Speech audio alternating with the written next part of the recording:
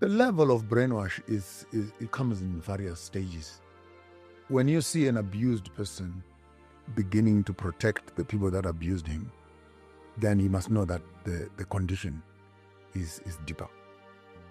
The man that rapes your child, then you're the one tomorrow morning who is standing to defend him and protect him. In fact, you're not scared to leave your children with him. The question is, what do you think goes on through the minds of your child? What goes on to the mind of your child when you actually force that same person to be the one who goes and changes them diapers?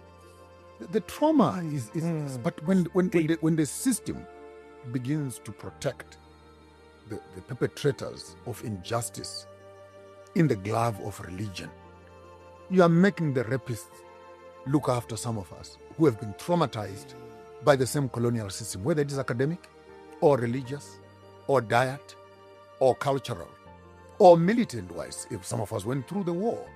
So that I'm a victim. And many people say, Maponga, you always complain, you always complain. I'm not complaining.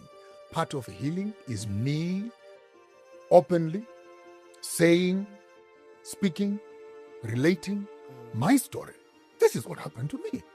Whether you believe in it or not, that's your story. This is one of the deepest truths Maponga ever dropped, and it cuts into the very psychology of colonized faith. When a victim begins to defend his abuser, the chains have moved from his wrists to his mind. That's the final stage of brainwash, when oppression becomes affection. Africa and black people across the world has reached that point. The colonizer no longer needs to whip us. We police ourselves. We now pray in the names they gave us, defend the institutions that enslaved us, and raise our children under the doctrines that destroyed us. What Maponga is saying here isn't about a single event, it's about psychological incest between victim and violator. We keep sending our children to the same system that raped our ancestors, expecting different results. And when the few who were molested by the system speak, we call them bitter or lost souls. But that's not bitterness, that's detox.